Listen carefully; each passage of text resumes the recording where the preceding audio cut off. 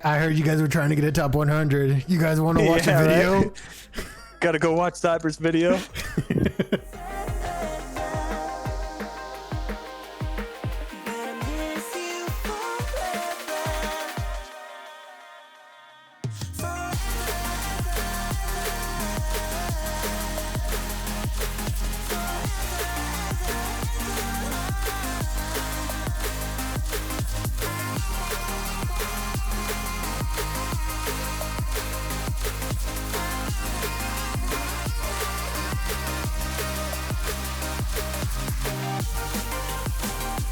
So drop timings for the week are back to not mattering even a little bit. Sitting right in the center of the map, so just drop in whenever you're ready and get to it. Yeah, for sure. Like, he's stationary. If he notices you too soon, it's also not good though. So you kind of want to like drop, like it shifts every like couple seconds. So you want to drop at like the right time, because otherwise you can hit him. And I've had him go back and heal a couple times, like right off the start. Builds for the week. So the build I ran this week was 6 Callous, 6 Cunning, 6 Overpower, 6 Predator, 6 Rage, 3 Berserker, and 3 Discipline. This is with the Thrax Legendary Strikers and no Tragic Echo. This build is designed to tank that damage. Whatever first hit Gnasher throws out at you, you're supposed to tank it to get under that 20% HP and get that 50% damage from the Shroud Strikers. Once again, just like what's been happening the past couple weeks. With no Tragic Echo, there's no death in this run. I found that the time I was wanting to die for Tragic Echo was where he was pretty much just stagger locked. So there's nothing really good to kill me other than like maybe his orbs or something like that.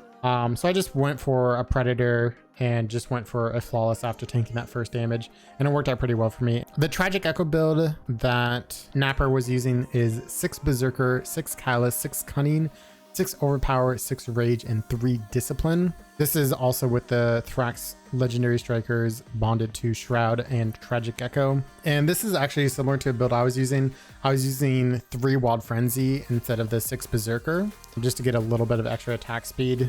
Honestly, that might be okay, because it'll help you potentially be more consistent with the part breaks, losing a little of that raw damage from the Zerker, because that's the issue I'm coming across. Yeah, one thing I really liked about having the Wild Frenzy is his boop is actually decently short, and so getting a clap off during his boop is sometimes pretty hard, and the attack speed really helps with that. Definitely. You normally have to have like a mantra or two going into that boop if you want to get a clap off. Yeah, exactly. I think it comes down to personal preference for these, like 6 Berserker or through Berserker 3 Wild Frenzy. And the strategy with the Tragic Echo is to die to the Enrage so that you're able to keep on hitting him while he's enraging, which is usually a huge time waster because you have to run away.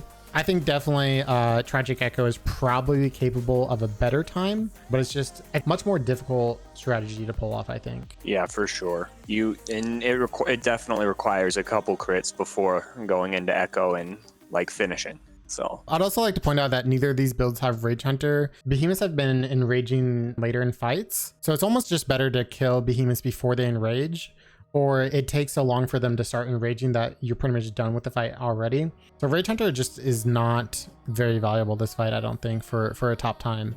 Yeah, I agree with that, because the enrages come way too late now. Lanterns for the week, I think, is once again just an easy choice with Pangar Lantern. Aether Drive Tonic and Pangar Lantern is just a match made in heaven. If you bring one, you got to bring the other.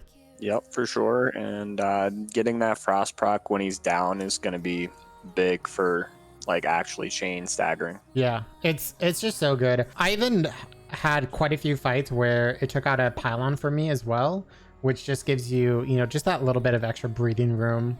Yeah, and that health damage is really nice for actually finishing him off, like in a good amount of time. That's something you're not going to get from Drask or Embermane. Exactly. So potions for the week is once again Aether Drive, Blitz, and Frenzy. There's just no need to switch it up.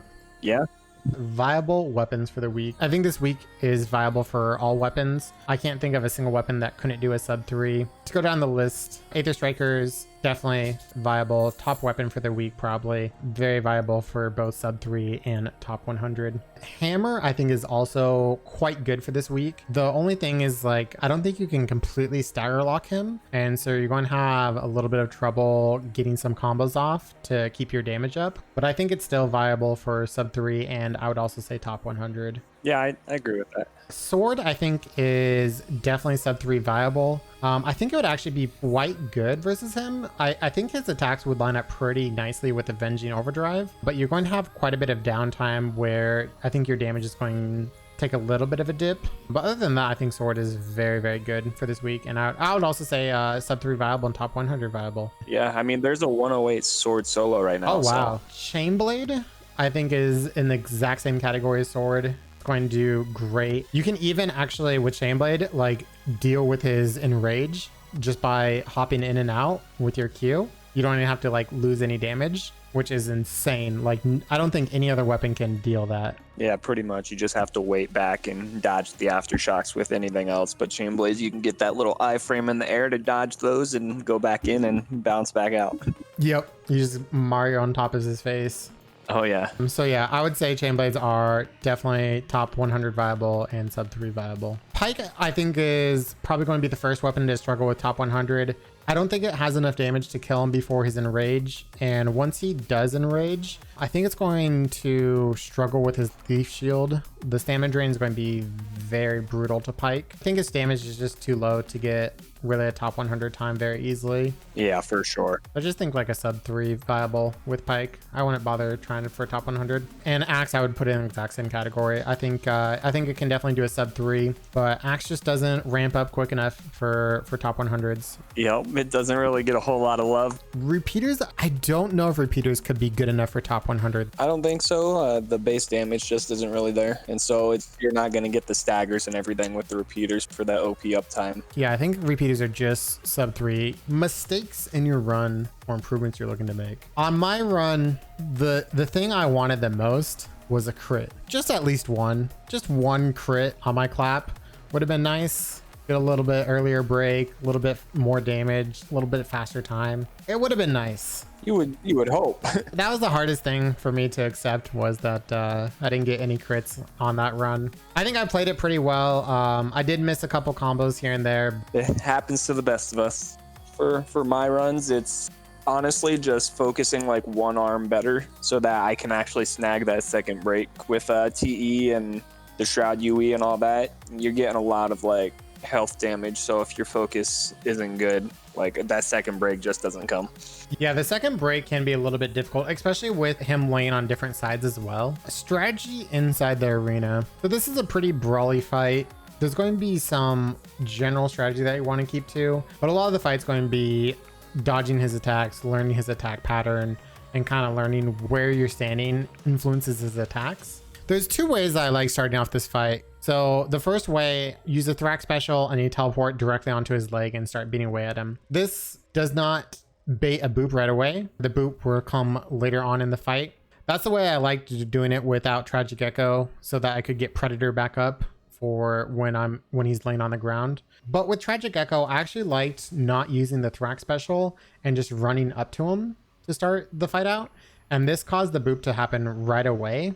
Yeah, I'm using the Thrax special, trying to beat on the leg and then like either trade on the boop, or like depending on what he does, or if he does the little tail slam with the shockwave, I get hit by the shockwave just to get into Shroud UE. In general, your downtimes that you're looking for versus this behemoth is a boop, a stagger, and 2-part breaks. That should be the ideal run. If you go past his enrage, if you wait out his rage, you'll get a second boop.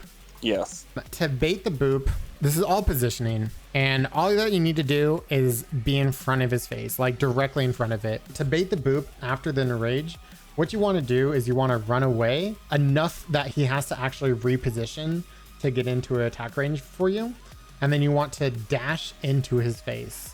I mean, the rest of the fight is really just kind of, it's a pretty fluid fight. I mean, other than the expected boops, you're really just kind of trying to deal with his attacks and focus the head as best you can, as well as whatever arm you pick. Yeah, it's not much more to that. Groups will be a little different because you're going for more than 2 breaks, but Let's look at top times for the week. Top 1 time for solo is MV Rod with 42 seconds for the top time. And I don't think that time's going to get beat. yep, same. It's too fast, man. Top 5 right now is 56 seconds. And I think this will probably get pushed down a little bit. I'm thinking maybe like 54-ish, like just a couple more seconds. I mean, I'll say between 52 seconds and 54 seconds. Yeah, I'd agree with that. Like, just after running it, it's going to be hard to duplicate like those sub 50 runs. Like, it's going to be tough.